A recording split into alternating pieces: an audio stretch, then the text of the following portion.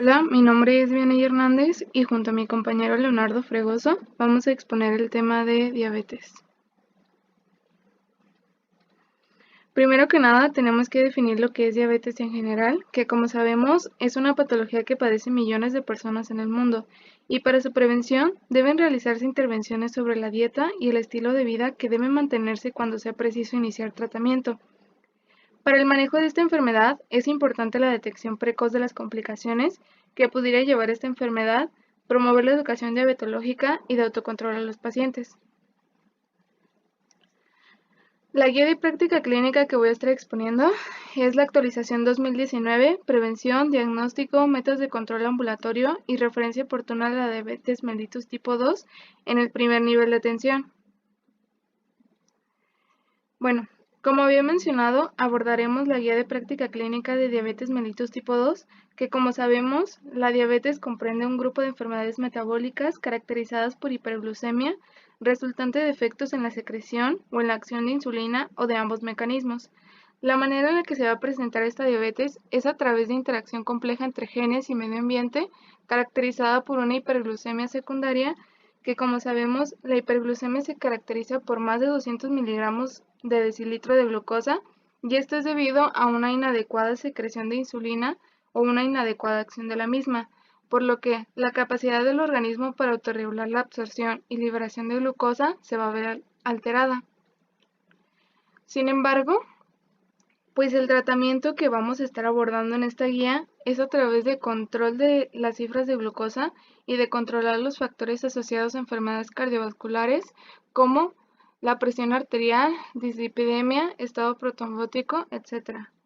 Otra cosa importante también es que el tratamiento que aborda esta guía se basa más que nada en lograr niveles óptimos de hemoglobina glicosilada.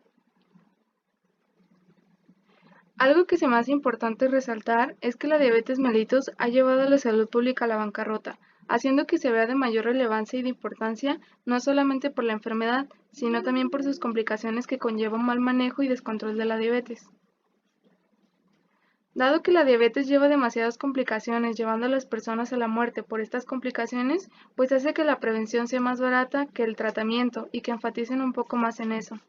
Entonces, pues una prevención temprana, estilos saludables tempranos y detección temprana y establecimientos de programas efectivos tanto farmacológicos como no farmacológicos son estrategias costo efectivas para nuestro programa de salud. Hablando un poquito de epidemiología, sabemos que México es el país que a nivel mundial tiene mayor prevalencia de diabetes. Como menciona en el Atlas 2017, la prevalencia nacional era de 14.1% en esa fecha. Al día de hoy, realmente creo que esto ha ido en incremento. La Encuesta Nacional de Salud y Nutrición de Medio Camino 2016 en SANUT menciona que la prevalencia en el 2016 era de 9.4%, mayor en mujeres en un 10.3% y menor en hombres en un 8.4%. En el 2006, la prevalencia era de 7.34%, que incrementó en el 2012 hasta un 9.9%. Y algo que también me parece importante es que 46.6% de la población mexicana no realiza medidas preventivas aún sabiendo los riesgos que la diabetes puede tener. Por eso es que se recomienda el desarrollo de estrategias a nivel nacional para afrontar este problema. Bueno, pasando a los objetivos de esta guía de práctica clínica, pues van a ser disminuir la incidencia y retrasar la aparición de diabetes mellitus tipo 2 en la población adulta con factores de riesgo, realizar correctamente el diagnóstico de diabetes mellitus tipo 2 y disminuir la mortalidad de la diabetes, iniciar el manejo integral de los pacientes tanto de estados de riesgo para desarrollar diabetes y pacientes que ya tienen la enfermedad y utilizar los criterios establecidos de referencia para segundo y tercer nivel con la finalidad de detener o prevenir el desarrollo de complicaciones de la diabetes. Ya pasando a lo que es la guía, vamos a comenzar hablando con los factores de riesgo. Y pues bueno, en un estudio de series de casos realizado por Delahaye del 2003, donde se evaluó la utilidad del ultrasonido prenatal para un diagnóstico temprano de craneosinostosis en fetos. Y pues bueno, si sabemos, la craneosinostosis es una disminución del espacio de las suturas craneales. En este estudio pues se evaluó este diagnóstico y descubrieron que al nacer con un peso mayor a 4 kilogramos, o sea, macrosomia, tiene mayor factor de riesgo que cuando seas adulto tengas más probabilidad de tener diabetes mellitus tipo 2 a comparación de una persona que nació con un peso menor de 4 kilogramos. También, las mujeres con un bajo peso al nacer de 2.5 kilogramos para abajo, al crecer, tenían mayor probabilidad de presentar niveles más altos de glucosa plasmática en ayunas e insulina. Esto las conllevaba a tener mayor riesgo de diabetes mellitus tipo 2 y síndrome metabólico. Las recomendaciones para lo que acabo de mencionar, tenías que informar a las personas que nacieron con alto o bajo peso al nacer sobre los riesgos de desarrollar diabetes y enfermedades cardiovasculares durante la etapa adulta. Otra de las recomendaciones es aconsejar a las mujeres en edad reproductiva que se realicen exámenes físicos con el fin de evitar tener recién nacidos con alteraciones de peso y promover el estilo de vida saludable. Todas las mujeres en edad fértil deben de planear su embarazo para llevar a cabo evaluaciones médicas antes del embarazo. En dado caso de que no se pueden realizar evaluaciones antes, por lo menos se recomienda que empiecen las evaluaciones en la primera visita prenatal. Otro de los factores de riesgo es el no realizar actividad física y ser sedentarios. La población mexicana pues pasa más tiempo sentado al televisor y mayor tiempo sedentario. Entonces, esto hace que aumente 1.91 veces más el riesgo de desarrollar diabetes mellitus tipo 2 en comparación de las personas que hacen actividad física en promedio. Entonces, en el primer nivel de atención, en comparación a lo que acabo de mencionar, debe hacerse énfasis en que los pacientes tengan bajo nivel de sedentarismo, realicen por lo menos 30 minutos diarios de actividad física moderada e implementar intervenciones a gran escala en el cuidado de la diabetes que ayude a las personas pues, a lograr un estilo de vida activo y saludable. Otro de los factores de riesgo son los pacientes con síndrome metabólico. El síndrome metabólico pues incluye presión arterial elevada, glucosa elevada, exceso de grasa corporal en la cintura y niveles anormales de colesterol. Estas personas con síndrome metabólico tienen un riesgo de 3 a 4 veces más de desarrollar diabetes mellitus tipo 2, principalmente en las personas con alteración en la glucosa de ayuno y perímetro de cintura elevado. En el primer nivel de atención, pues se debe realizar tamizaje para síndrome metabólico de alto riesgo de diabetes mellitus tipo 2 como parte de prevención primaria. Y pues estos son los criterios que se usan por si los quieren ver. Otro de los factores de riesgo va a ser el sobrepeso y obesidad, que las personas que tienen sobrepeso u obesidad tienen 3 a 7 veces más probabilidad de desarrollar diabetes mellitus tipo 2. En un IMC de 25 a 30 kilogramos sobre metro cuadrado, incrementa 2.93 veces más el riesgo, y en un IMC de 30 kilogramos sobre metro cuadrado, incrementa 6.88 veces más el riesgo. El perímetro de la cintura, que es algo que en otras clases ya habíamos mencionado, debe de estar dentro de los parámetros normales, que en mujeres es menos de 85 y en hombres menos de 94, ya que si esto no se cumple genera más riesgo de presentar diabetes mellitus tipo 2 en un futuro.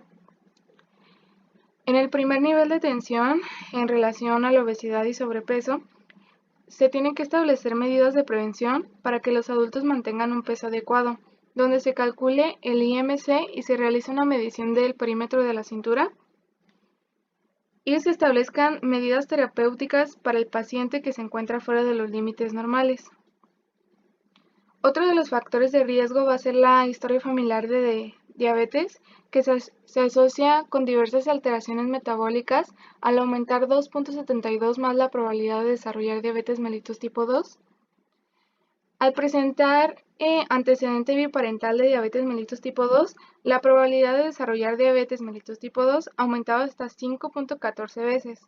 Incluso si habían sido diagnosticados antes de los 50 años, siendo este dato confinado a la historia familiar materna en comparación de los pacientes que no tienen ningún antecedente familiar. En el primer nivel de atención, pues se debe interrogar a los pacientes de sus antecedentes heredofamiliares, haciendo énfasis en el antecedente de padres con diabetes mellitus tipo 2, ya que es necesario para estratificar el riesgo y establecer medidas preventivas. Otro de los factores de riesgo es la diabetes gestacional como complicación del embarazo, que incrementa de 7.43 veces más el riesgo de desarrollarlo en los siguientes 5 años desde que el niño nace. 84% de los casos de hiperglucemia durante el embarazo se deben a desarrollo de diabetes gestacional y 26% se debe a diabetes mellitus tipo 1 o tipo 2. Uno de cada 6 bebés nacen de madres con algún tipo de hiperglucemia durante el embarazo. No solo aumenta la morbimortalidad perinatal, sino también aumenta la manifestación de enfermedades en etapas posteriores de la vida, además de ser probable el riesgo de complicaciones neonatales como macrosomia o prematurez.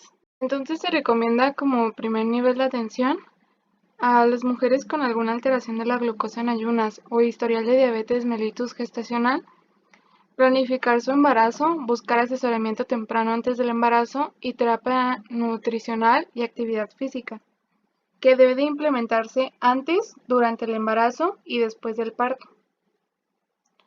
Otro de los factores de riesgo va a ser el tabaco, que en individuos exfumadores aumenta la probabilidad 14% y en individuos fumadores moderado e intensos aumenta la probabilidad 39%. Se estima que 11.7% son atribuibles a diabetes mellitus tipo 2 por tabaquismo activo en hombres y 2.4% en mujeres. Para prevención primaria del tabaco se recomienda promover estilo de vida saludable en la población general, hacer énfasis en suspender hábito de fumar y pues solamente eso. Otro de los factores va a ser la hiperglucemia intermedia o prediabetes, que se caracteriza por una glucosa que es elevada, más de lo considerado normal, pero pues aún no se llega a la enfermedad como tal. Estos pacientes presentan resistencia a la insulina y disfunción de las células beta. Los factores predictivos para progresar a una diabetes mellitus tipo 2 es que en un periodo de 5 años hay alteración en la glucosa de ayuno de 100 a 125 miligramos por decilitro, intolerancia a la glucosa y hemoglobina glicosilada del 6%. Además, la prediabetes incrementa el riesgo para complicaciones cardiovasculares. La Asociación Americana de Diabetes Mellitus considera prediabetes una hemoglobina glicosilada entre 5.7 a 6.4%. Como primer nivel de atención, a los pacientes con factores de riesgo se deberá descartar la presencia de alteraciones en la glucosa en ayuno, mantener vigilancia anual y cambiar el estilo de vida. Otro de los factores de riesgo es aquellas patologías que te llevan a una resistencia de la insulina, en este caso síndrome de ovario poliquístico, donde las mujeres con este diagnóstico presentan 3.14 veces más el riesgo de desarrollar diabetes mellitus tipo 2. Las mujeres que tienen síndrome de ovario poliquístico generan diabetes en un tiempo de 8 años con la patología no controlada. Mujeres delgadas tienen una prevalencia de intolerancia a glucosa 3.22 veces y con un IMC mayor a 25 kilogramos por metros cuadrados, la prevalencia es de 4.43 veces más. Otra patología que también genera resistencia a la insulina es la enfermedad al hígado graso no alcohólico, que aumenta 2.93 veces más el riesgo de diabetes mellitus tipo 2. Y otra de las patologías también es el síndrome de apnea obstructiva del sueño, que en los adultos aumenta 17% debido al aumento de incidencia de obesidad, y también están relacionados pues a su diagnóstico con el desarrollo de enfermedades metabólicas, ya que pueden desarrollar diabetes 3 a 15 años, pues dependiendo de la gravedad del síndrome. Otra patología son los desórdenes depresivos mayores, que presentan 48% más probabilidad de desarrollar diabetes mellitus tipo 2. Entonces, en el primer nivel de atención a la presencia de estas patologías que mencioné, que son resistentes a la insulina, se debe vigilar los niveles de glucosa sanguínea como método de tamizaje, hacer hincapié en su apego al tratamiento y cambiar el estilo de vida. Los pacientes con diabetes mellitus tipo 2 presentan un riesgo mayor de eventos cardiovasculares, por lo cual hay una fuerte asociación con factor de riesgo para desarrollar diabetes mellitus tipo 2 a la elevación de la presión arterial, en especial más en hombres de entre 30 a 50 años de edad, donde la presión sistólica aumenta de 20 miligramos de mercurio y 10 miligramos de mercurio en la presión diastólica, que ejerce un incremento de 58%. Y ya por último, esta es una tablita que viene en la GPC, donde se nos agrega como factor de riesgo personas mayores de 45 años, con diagnóstico también previo de hipertensión y todos los demás que ya había mencionado. Pasando a otro tema que es el tamizaje y diagnóstico. El tamizaje pues es la prueba más costo efectiva para la diabetes mellitus, utilizando una herramienta no invasiva seguida de una prueba definitiva. Esta se realiza en individuos de alto riesgo. Si la prueba que se realiza está cercano a lo normal o la primera salió normal y la segunda normal, se recomienda realizar otra prueba, pero de forma inicial empezar a decirle al paciente que cambie su estilo de vida. La mortalidad por todas las causas fue de 21% más bajo, esto en comparación con las personas que no realizaron algún tamizaje. Las recomendaciones de Canadian Task Force son usar herramientas como las calculadoras de riesgo para diabetes mellitus tipo 2, como la Finnish Diabetes Risk Score y Canadian Diabetes Risk Questionnaire. Encontré en internet la FinRisk, que pues es esa que está ahí por si la quieren checar. Pero bueno, la Canadian Task Force recomienda hacer una detección cada 3 a 5 años con una prueba de hemoglobina glicosilada, y esto va a depender pues del riesgo calculado a las variables que tienen la calculadora, como pueden ser edad, obesidad, historia de glucosa elevada, antecedentes de hipertensión, antecedentes de diabetes mellitus, actividad física, consumo de fruta y verdura, etc. A comparación de la ADA, que pues dice la ADA que debemos de detectar y comenzar esta detección desde los 45 años y que tengan algún factor de riesgo. La Asociación Americana de Endocrinólogos Clínicos recomienda hacer un tamizaje solo en personas con factores de riesgo. Entonces, ¿cada cuánto debe hacerse un tamizaje? Se debe empezar a realizar un tamizaje a los 45 años, cada 3 a 5 años, para adultos con niveles normales de glucosa. O también se puede realizar una prueba de hemoglobina glicosilada o una glucosa en ayuno, y también recomienda usar las calculadoras como FinRisk Score o CanRisk. Y cada año, personas que no tengan obesidad, más bien personas que tengan obesidad, hipertensión, antecedentes familiares, sedentarismo, diabetes mellitus gestacional o cualquier otro de los factores de riesgo que ya había mencionado, se tiene que realizar una prueba de hemoglobina glicosilada para individuos pues que tengan alto riesgo, como ya los había mencionado. Y ya, como valores pues normales, la hemoglobina glicosilada es mayor a 6.5%, glucosa en ayuna es mayor a 126 miligramos, glucemia al azar es mayor a 200 miligramos por decilitro, y la curva de tolerancia a la glucosa es mayor a 200 miligramos por decilitro a las 2 horas después de ingesta de 75 miligramos de glucosa y en 375 milímetros de agua.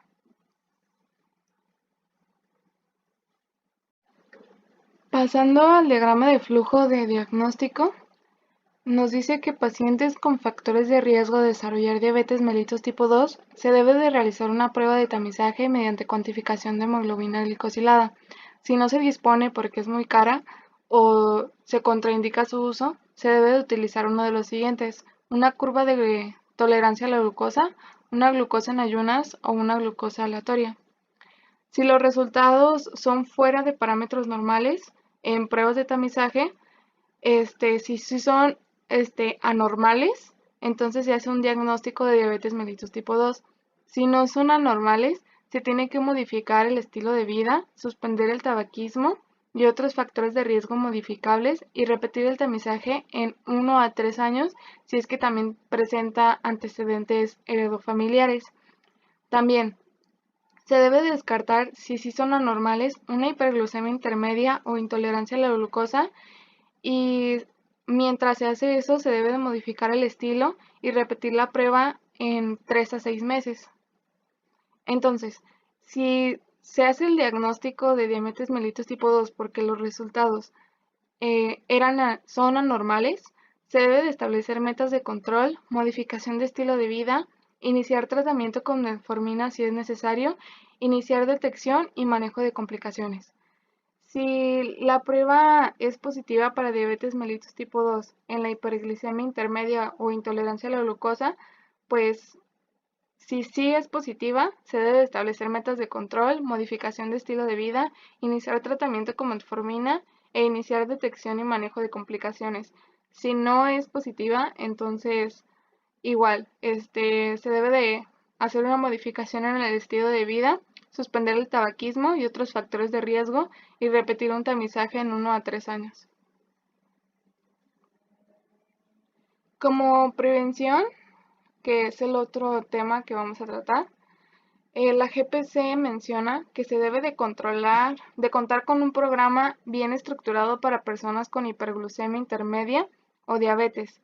Por ejemplo, en el IMSS tienen un programa establecido solo para personas con hipertensión o diabetes, que es el que les estoy presentando aquí. Es a través del teléfono y es muy práctico. Igual pues se lo dejo para que lo chequen. Y pues estos son todos los pasos que tienes que seguir para prevención. Los programas deben de estructurarse en cambiar el estilo de vida y debe de ser conducido por educadores en diabetes, entrenadores físicos o trabajadores sociales. Si un programa de prevención no está disponible, el médico de primer contacto deberá dar consejos simples sobre cambios de estilo de vida, control de porción de alimentos, evitando comidas dulces, reduciendo la frecuencia de comer afuera y aumentando la actividad física, como ya habíamos mencionado, pues 30 minutos diarios o 150 minutos a la semana.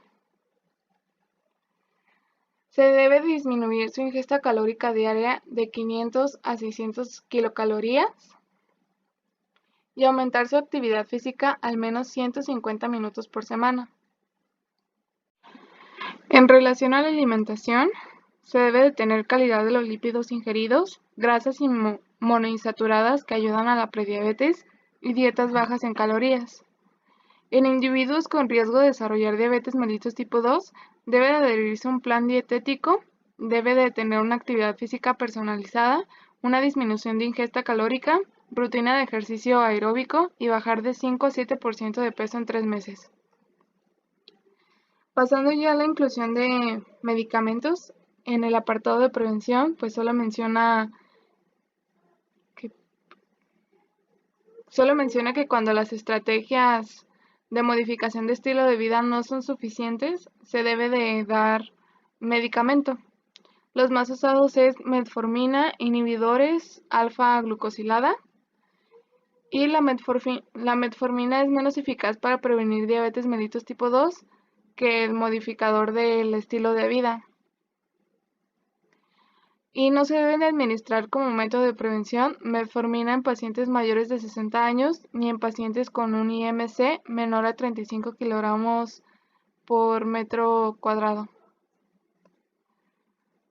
Pasando ya a lo que es al penúltimo tema, como ya lo habíamos mencionado al principio, el objetivo o el plan es reducir los niveles de hemoglobina glicosilada, y esto se va a lograr a partir de un cambio de comportamiento del paciente, ayudando al paciente con programas de apoyo sobre el estilo de vida y educación en el autocuidado de diabetes. ya que pues van a lograr una mejoría clínica en el control glucémico, porque pues ya habíamos mencionado también, es más barato y efectivo que el paciente cambie su comportamiento que el dar un tratamiento. Deberán implementarse intervenciones educacionales para el paciente donde se enfaticen en el conocimiento, apoyo emocional, apoyo conductual, estrategias de afrontamiento y autoentrenamiento. Esto a través de estrategias que incluyan metas individuales, solución de problemas y estrategias de empoderamiento del paciente. La educación y apoyo del paciente con diabetes para su autocuidado provee fundamentos para la toma de decisiones y promueve las actividades benéficas para la salud. Pacientes con diabetes mellitus tipo 2 se deben de incluir en un programa de apoyo y soporte del autocuidado de su enfermedad. Este programa debe de incluir gustos y preferencias del paciente, así como su entorno sociocultural. Se debe de entrar al programa más de 10 horas a la semana con uso de aplicaciones para teléfonos móviles, si es más eficaz, pues. Como ya les había mencionado, el programa de IMSS. Un desafío por el campo del tratamiento de la diabetes mellitus tipo 2 es descubrir cuál es el valor de la glucosa plasmática más adecuado para considerar como óptimo el tratamiento. Los niveles de hemoglobina glicosilada mayores a 7% aumentan el riesgo de enfermedad microvascular y cardiovascular. Niveles de glucosa en ayunas y glucosa postprandial son un fuerte riesgo cardiovascular. La hemoglobina glicosilada disminuye con monoterapia de 0.5 a 1.5% con un fármaco antihiperglucémico. Personas con elevaciones de hemoglobina glicosilada mayores a 1.5% se recomienda iniciar una terapia de combinación con dos fármacos.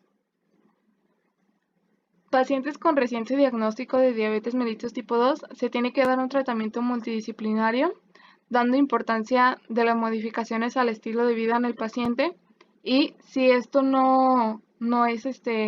si esto no se logra, o sea, las modificaciones del estilo de vida no se logran, entonces se podrá iniciar el tratamiento farmacológico.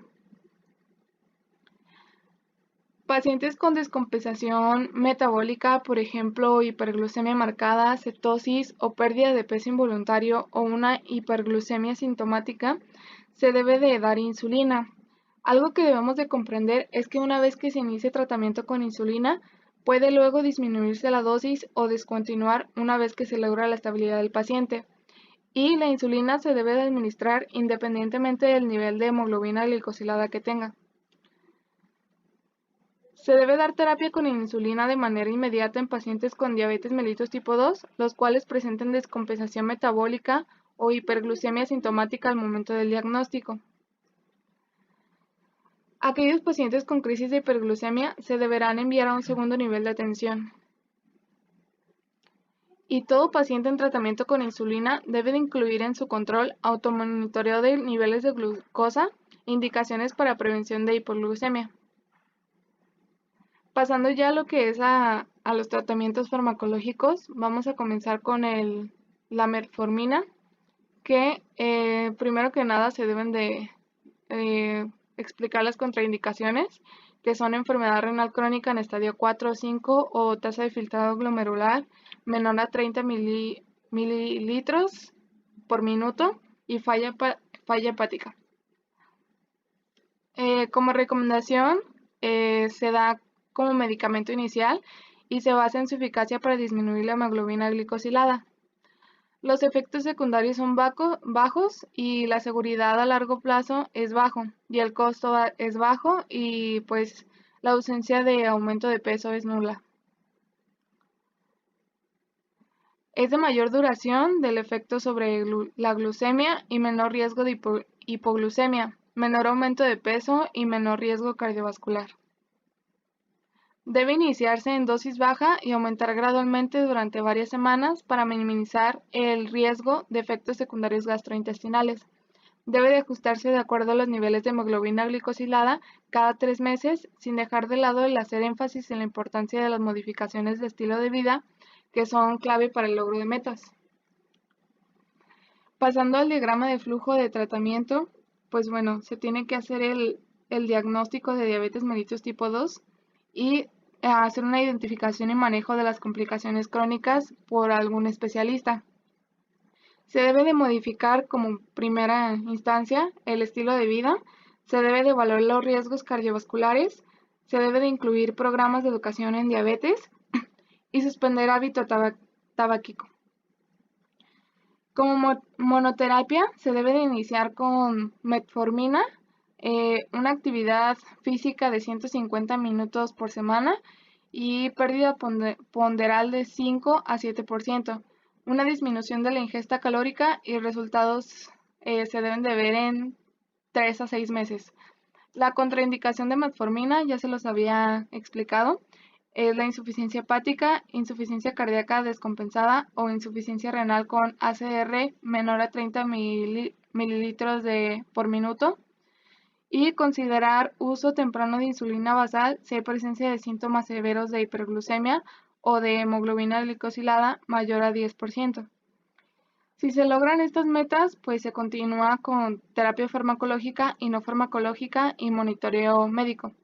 Si no se logran, entonces se debe de considerar una terapia farmacológica doble, donde se le puede administrar metformina más un hipoglucemiante no insulínico, como pueden ser esos que están ahí, o una insulina más manejo no farmacológico y los resultados se tienen que ver de 3 a 6 meses.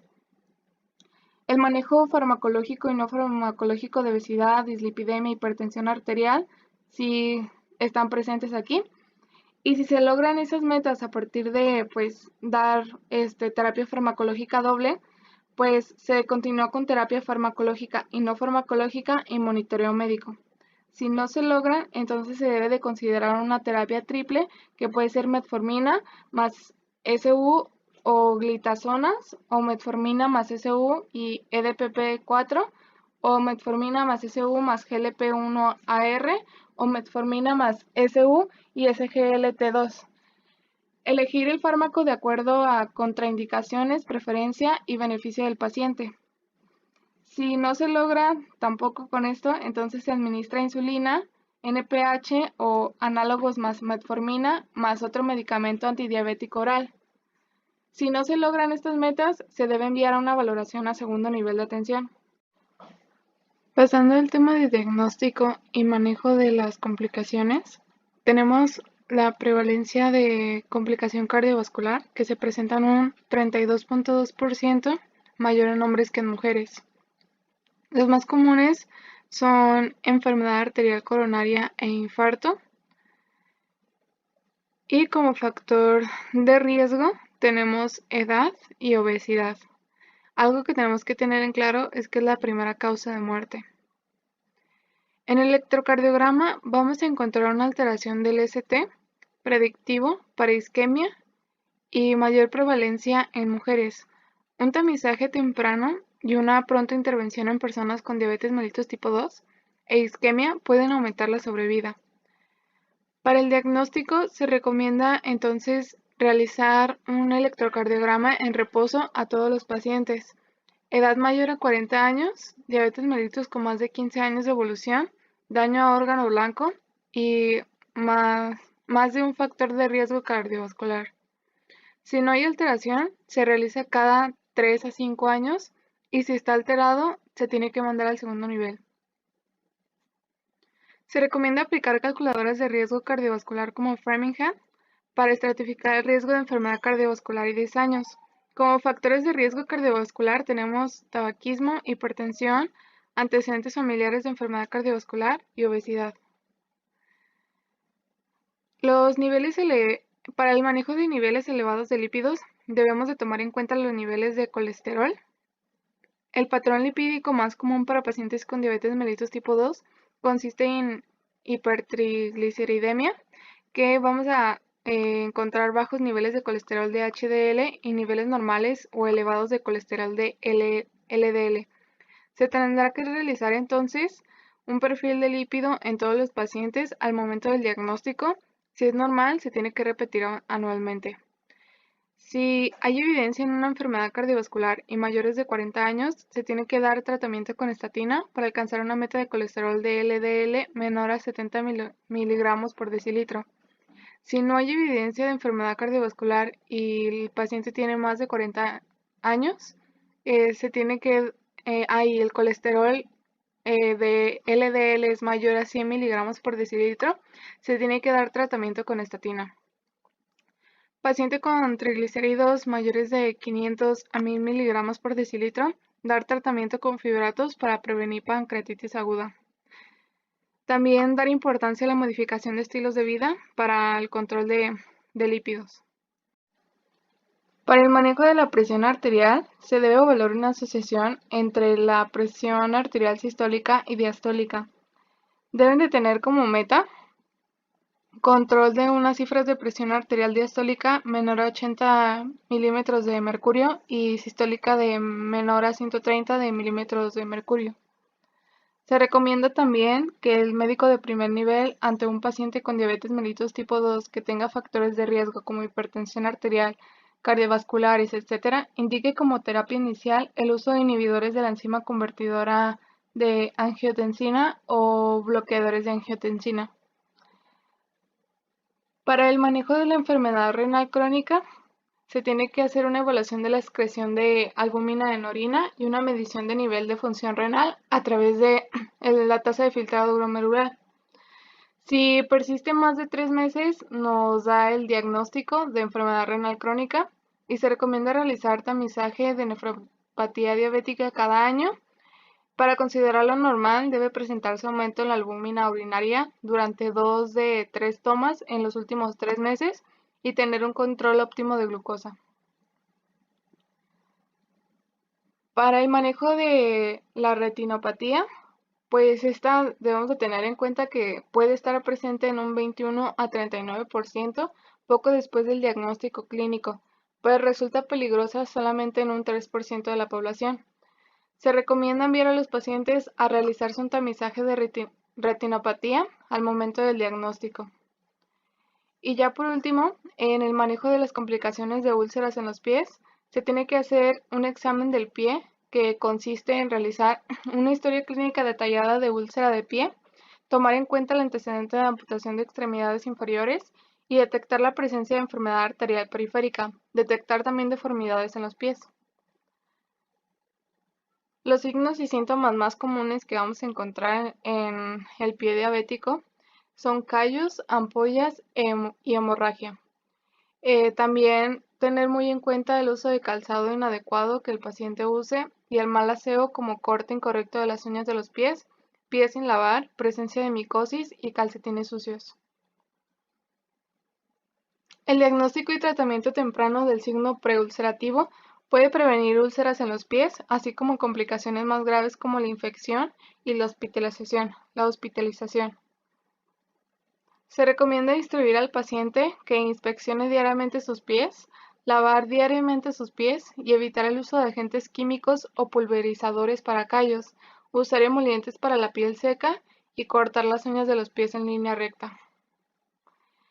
Ya como último, se tiene que hacer uso de un tratamiento integral, en general de todas, y estrategias multifactoriales para controlar la presión arterial, lípidos en sangre, control de peso y fomentar actividad física, suspensión del tabaquismo también, y sobre todo también pues llevar un estilo de vida saludable y pues fomentar al paciente que tiene que llevar ese estilo de vida saludable. Y pues es todo de mi parte.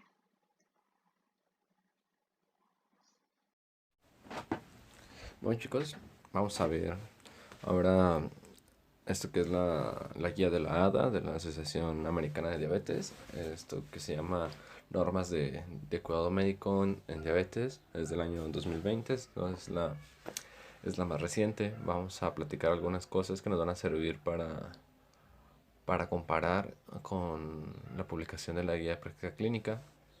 Vamos a ver algunos puntos como los criterios diagnósticos, las recomendaciones para el tamizaje de los pacientes y también algunas recomendaciones en cuanto al tratamiento y el manejo de algunas complicaciones microvasculares y el riesgo cardiovascular también. Entonces vamos empezando por el principio. Está en primer lugar los criterios diagnósticos. La ADA del 2020 realmente no ha cambiado, no ha diferido en cuanto al año pasado. En cuanto a la guía de práctica clínica, se maneja la determinación de glucosa plasmática en ayunas igual o mayor a 126 miligramos sobre decilitro.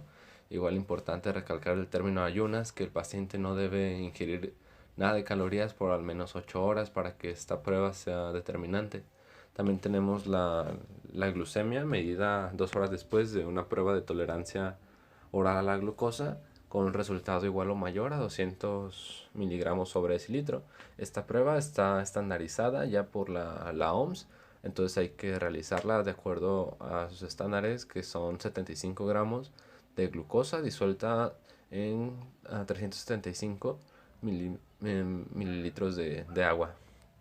Tenemos después también la hemoglobina glicosilada, hemoglobina A1C, igual o mayor al 6.5%. Muy importante esta prueba, va a ser la de mayor confianza, la que va a variar menos en comparación con las otras, por lo cual es una prueba que debemos estar seguros que esté certificada al momento de hacer la toma. Existe esto que se llama el Programa Nacional de Estandarización de Hemoglobina Glicosilada, que es la que se encarga de certificar el estudio para que sea eficaz, eficiente y determinante en cuanto al diagnóstico de esta enfermedad.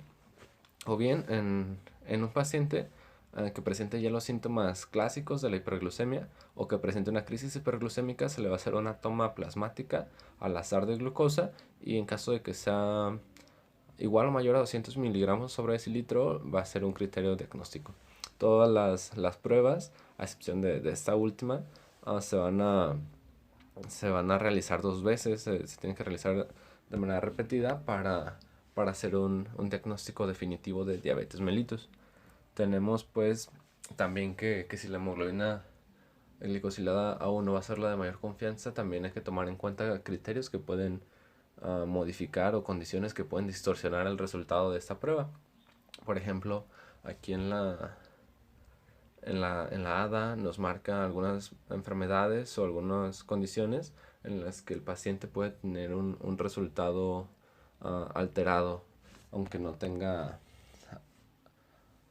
esta enfermedad. Por ejemplo, en anemia de células falciformes o embarazo, el segundo y tercer trimestre, o bien en posparto, la deficiencia de glucosa 6-fosfato deshidrogenasa, el síndrome de inmunodeficiencia adquirida, o que el paciente esté en hemodiálisis o tenga una terapia con eritropoyetina, va a modificar los resultados de la hemoglobina glicosilada. Entonces, en algunos casos puede ser mayor, en algunos casos puede ser menor, pero si existen estas condiciones, nos vamos a basar más que nada en las otras dos pruebas, que son la glucosa plasmática y la glucemia después de la prueba de tolerancia oral a la glucosa.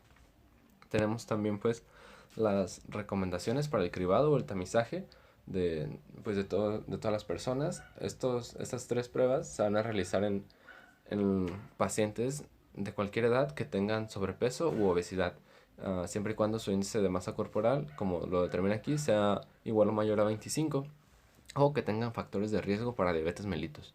Estas dos condiciones nos va a hacer que practiquemos el test a personas de cualquier edad, o bien que no tenga estas condiciones, pero que la persona sea un adulto ya mayor de 45 años, también es recomendable realizarle estas pruebas para el cribado. En caso de que el test resulte normal, se debe repetir cada 3 años, o en caso de que el test resulte anormal, se le debe repetir al menos cada año. También tenemos pues algunas recomendaciones especiales para niños. En niños y adolescentes vamos a recomendar estas pruebas de cribado, además de que presenten sobrepeso o obesidad o que tengan factores de riesgo. Vamos a tomar en cuenta mucho la historia familiar, ya sea que tengan algún familiar de primero o segundo grado con diabetes mellitus, o bien que su madre haya sido diagnosticada con diabetes gestacional durante pues la gestación de este mismo, ¿no? La raza, muy importante. En este caso pues nos importa mucho latinos, en nuestro caso, que tienen un riesgo mayor para desarrollar diabetes mellitus, o bien signos de insulinoresistencia que presenten los niños como acantosis nigricans que presenten una hipertensión arterial, dislipidemia o bien síndrome de ovario poliquístico. En cualquiera de estos casos, también tenemos un apartado en el que el paciente no cumple los criterios para ser diabético, pero tiene las concentraciones de glucosa alteradas, entonces existe un espacio en el que vamos a llamar a nuestro paciente como prediabético o que está en riesgo de diabetes mellitus tipo 2. En este caso vamos a tener algunas características que nos van a determinar que un paciente es prediabético, como la glucemia basal alterada. Esto se define como una glucosa basal entre 100 y 125 miligramos sobre decilitro. También existe lo que llaman la intolerancia a la glucosa, que eso se da después de una prueba de tolerancia oral precisamente a la glucosa. 2 horas después las concentraciones plasmáticas van a seguir entre 140 y 199 miligramos sobre decilitro. O bien que la hemoglobina glicosilada se encuentra en valores entre 5.7 y 6.4%. En estos pacientes diagnosticados como prediabéticos se les tiene que realizar una reevaluación metabólica por lo menos cada año. O bien en mujeres que han sido diagnosticadas con diabetes gestacional, las pruebas se les van a realizar por lo menos cada 3 años, una evaluación completa de la glucosa y también de las comorbilidades, por supuesto. Tenemos pues que en estos pacientes es importante la prevención o el retraso para la aparición de diabetes mellitus. En algunos casos se puede controlar y bajar a valores normales, o en algunos otros lo que podemos hacer es mantenerlos en estos niveles alterados, pero que no lleguen a niveles para criterio de diabetes mellitus. Por ejemplo, vamos a intervenir en estos pacientes principalmente con los cambios en el estilo de vida. Algo que nos marca la ADA es cambios en la actividad física, la dieta y el peso. El peso se va a buscar una reducción del 7% del peso total del paciente desde que se hace el diagnóstico dentro del primer mes.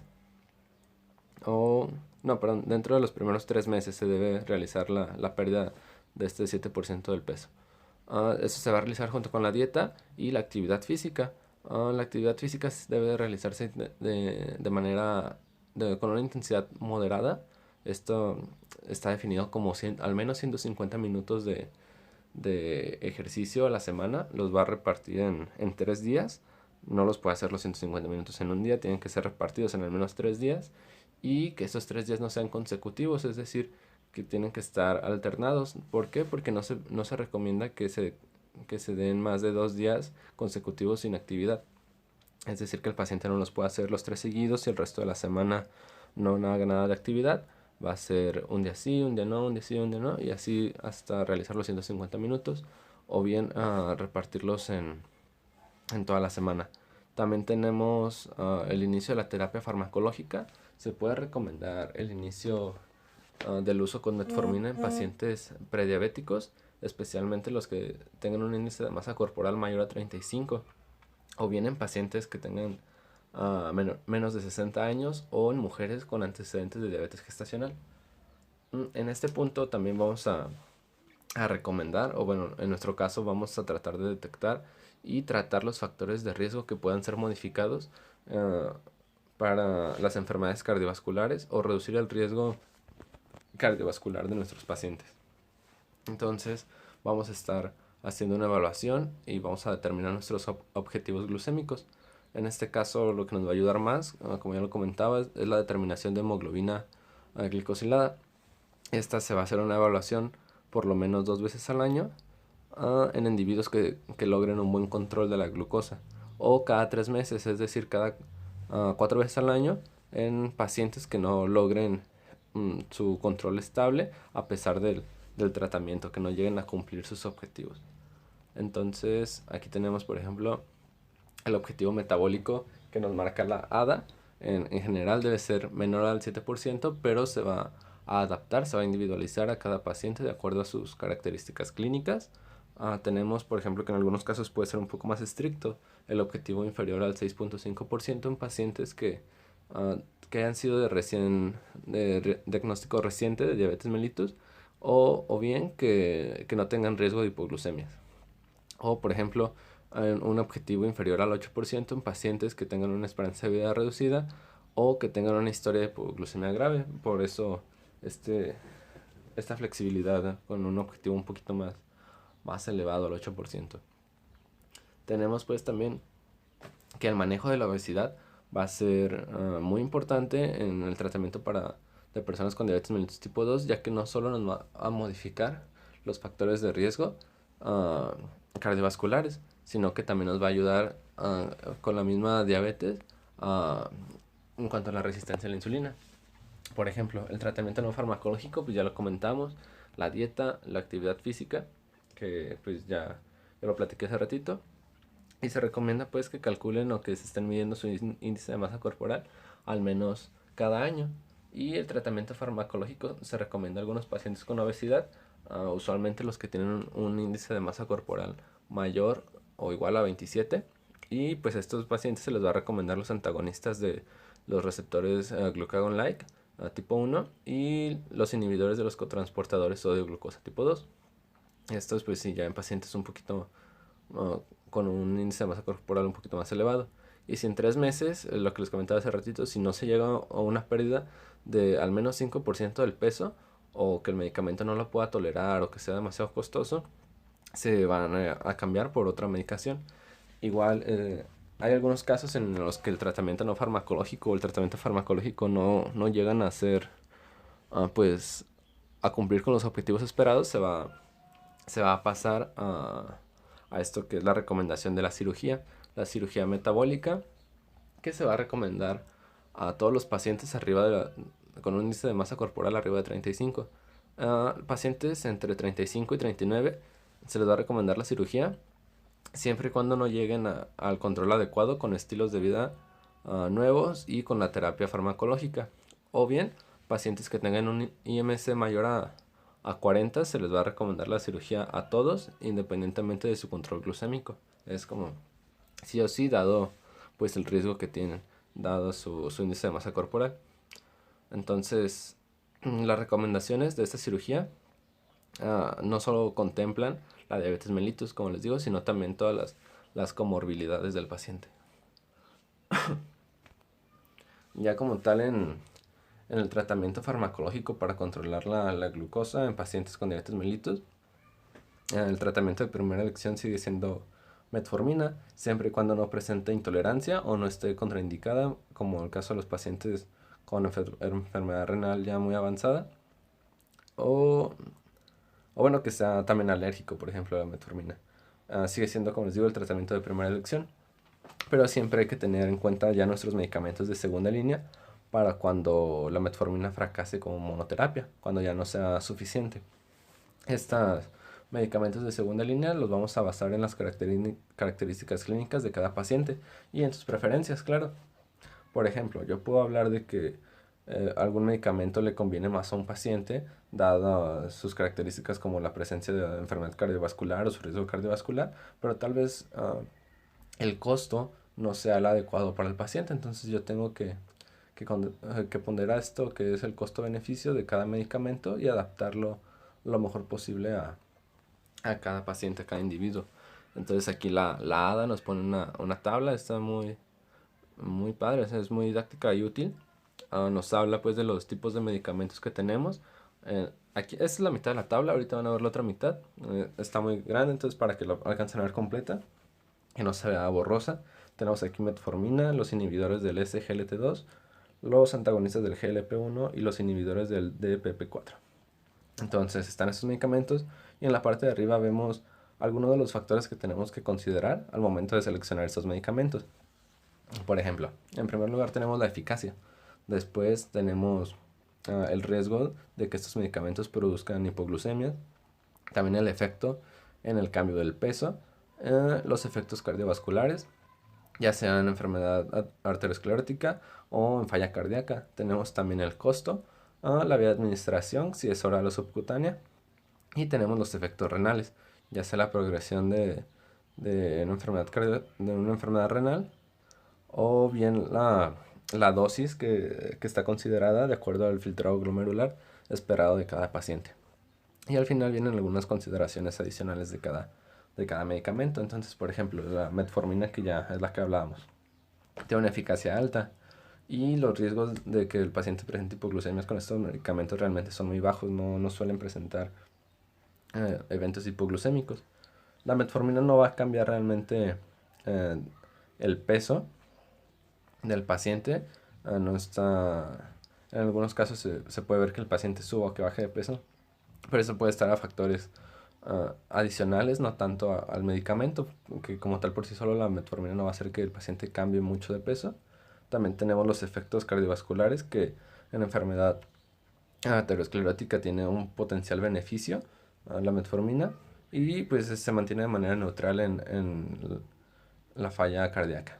También tenemos el costo de la metformina, que es muy bajo, es de los medicamentos más económicos y es de administración vía oral, y pues se mantiene también de manera neutral en pacientes con enfermedad renal, es decir, que no nos va a ayudar a evitar la progresión, pero que también está contraindicado en pacientes con una tasa de filtrado glomerular menor a 30 mililitros por minuto. Y así vamos a evaluar cada medicamento para, para el control de cada paciente. Aquí tenemos la siguiente parte, que nos habla de las esa, ay, se me va a acabar la batería. Tiazolinedianas, sulfonilurias, principalmente las de segunda generación, y la insulina. Igual, eficacia, hipoglucemia y todo lo demás. Vamos a evaluar cada medicamento para, para adaptarlos a nuestro paciente. Tenemos aquí este esquema, pero realmente es cortito y nos habla de cómo, de cómo manejar al paciente o de qué medicamentos están mayormente recomendados de acuerdo a las enfermedades concomitantes. Por ejemplo, tenemos que si existe un predominio de una enfermedad cardiovascular ya establecida junto con la diabetes mellitus, se van a recomendar medicamentos preferentemente como los antagonistas del GLP-1, que tienen un beneficio demostrado para enfermedades cardiovasculares. Esto también se va a recomendar en pacientes que tengan más de 55 años, que tengan una hipertrofia del ventrículo izquierdo, todos esos factores que nos aumenten el riesgo cardiovascular. O bien, por ejemplo, en pacientes que predomine una enfermedad renal, se va a recomendar o van a ser preferidos los medicamentos como los inhibidores del SGLT2, los cuales pues ya tienen demostrado su beneficio para esas enfermedades. En este caso, que disminuye la progresión de la enfermedad renal. Entonces, también tenemos, por ejemplo, aquí el manejo del riesgo cardiovascular. Vamos a ir por partes también. Todos estos aspectos que nos pueden aumentar el riesgo cardiovascular y la manera de controlar cada uno. Por ejemplo, el control de la presión arterial. Tenemos que existe un umbral de tratamiento farmacológico para estos pacientes, el cual es de 140-90 milímetros de mercurio. Y los medicamentos que van a estar recomendados, o los de primera línea, van a ser los IECAS o los ARA2, ya que también han demostrado la reducción del riesgo de evento cardiovascular. Bueno, tenemos también los objetivos, las metas de tratamiento en estos pacientes. Una meta en un paciente con diabetes mellitus e hipertensión que tenga alto riesgo cardiovascular, es decir, que ya tenga una enfermedad cardiovascular establecida o que tenga un alto riesgo en Global Risk. El objetivo va a ser inferior a 130-80 milímetros de mercurio. En cambio, en personas que tengan diabetes e hipertensión arterial, pero con un bajo riesgo, el objetivo va a ser inferior a 140-90 milímetros de mercurio. Antes se hablaba, y bueno, de hecho aquí también lo menciona en la ADA, el tratamiento intensivo en el que se busca bajar la presión arterial sistólica a menos de 120 milímetros de mercurio, pero nos hace mención que realmente este tratamiento intensivo no reduce el riesgo de evento cardiovascular, por lo cual se ha dejado de utilizar, y están estos objetivos de 130 y 140 milímetros de mercurio respectivamente en cada paciente. También tenemos el manejo del control lipídico. De igual manera, el paciente con diabetes mellitus y que tenga antecedentes de enfermedad cardiovascular aterosclerótica, se le va a añadir una estatina de alta intensidad. Y en pacientes que no tengan este antecedente, pero que sean mayores de 75 años, se les va a recomendar también una estatina, pero en este caso de una intensidad moderada.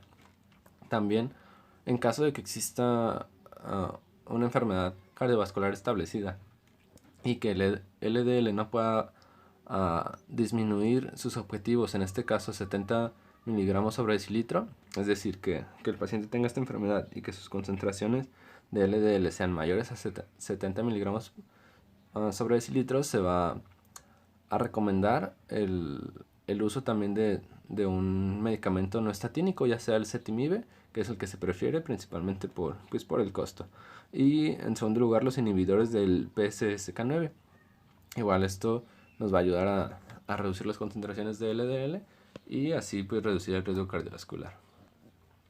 En cuanto a la terapia antiagregante, tenemos que a las personas con diabetes mellitus con un alto riesgo cardiovascular se les va a recomendar la aspirina a mínimo 75 miligramos, o bien a personas ancianas, personas que tengan alergia a aspirina o con un alto riesgo de sangrado se va a recomendar el clopidogrel de 75 miligramos también. Y en pacientes ya con una enfermedad cardiovascular establecida, el tratamiento, ya lo había comentado, primera elección son los IECAS y los ARA2. O bien en pacientes con un infarto de miocardio se les va a recomendar los beta bloqueadores por lo menos 2 años desde que sucede el evento. En caso de que estos no sean tolerados, los de segunda elección van a ser los bloqueadores de los canales de calcio. Y en pacientes con diabetes mellitus tipo 2 y que tengan una insuficiencia cardíaca que estén estables, el medicamento de elección sigue siendo metformina, siempre y cuando el filtrado glomerular sea mayor a 30 mililitros por minuto. En cuanto a las complicaciones microvasculares y el pie diabético, tenemos en primer lugar la enfermedad renal. Las recomendaciones de la ADA en este caso son evaluar la albuminuria y la tasa de filtrado glomerular por lo menos una vez al año. La albuminuria la vamos a evaluar en forma de cociente albúmina creatinina. Esas son las siglas CAC, cociente albúmina creatinina. Y bueno, si el cociente albúmina creatinina es mayor a 30 miligramos sobre gramo, o bien la tasa de filtrado glomerular esperada es menor a 60 mililitros por minuto, vamos a estar monitorizando al paciente por lo menos 2 veces al año. Y en este caso vamos a considerar el uso de los inhibidores del SGLT2, particularmente con los pacientes que tengan un cociente albúmina creatinina mayor a 300. Esto para reducir la progresión de la enfermedad renal y los eventos cardiovasculares, o en caso de que exista, ambas. Después tenemos la retinopatía diabética. Vamos a hacer una reevaluación de retina que está recomendada al momento en que se hace el diagnóstico de diabetes mellitus, ya que no sabemos desde cuándo existen las alteraciones en la glucosa en este paciente, y el seguimiento se lo va a realizar de manera anual. Se ha demostrado pues que las concentraciones de glucosa óptima, los lípidos y la presión arterial son las características, los factores que más ayudan a detener la progresión de esta enfermedad. En caso de que en el momento de hacer la evaluación detectemos o presenciemos un edema macular, en este caso atribuido a la diabetes, se recomienda el uso de medicamentos como los inhibidores de los inhibidores de los factores de crecimiento vasculoendotelial. Esto para pues evitar la progresión y este proceso fibrótico que existe en la retina. Tenemos pues también en otro punto la neuropatía periférica, que al igual que la retinopatía la vamos a evaluar el diagnóstico y le vamos a dar un seguimiento anual. De igual manera, esta pues no se puede detener como tal su progresión, pero las condiciones óptimas de glucosa nos pueden ayudar a hacerla más lenta. Y pues tratamiento más que nada va a ser para el dolor, recomendándose para el dolor neuropático medicamentos como pregabalina, duloxetina o gabapentina. Y ya por último tenemos aquí el pie diabético. Vamos a identificar los factores de riesgo al momento de que se haga el diagnóstico de diabetes para úlceras o para amputación. Y en caso de que los pies estén íntegros, bueno, en caso de que los pies no presenten ninguna alteración, se van a evaluar de nuevo cada año por lo menos. O en caso pues de que nosotros hagamos la evaluación al momento del diagnóstico y que ya haya alguna alteración del pérdida de sensibilidad, que tenga alguna úlcera o cualquier alteración en los pies, la exploración se debe realizar por lo menos en cada visita que realice el paciente. Y pues bueno, estas son, es ya lo último, fueron todas las recomendaciones importantes que han variado pues del año pasado con la guía de la GPC. Entonces, pues eso, ojalá que les haya servido. Igual les vamos a dejar aquí el link de las guías para que ustedes puedan revisarlas de manera completa si quedó alguna duda. Y pues sería todo, chicos. Muchas gracias.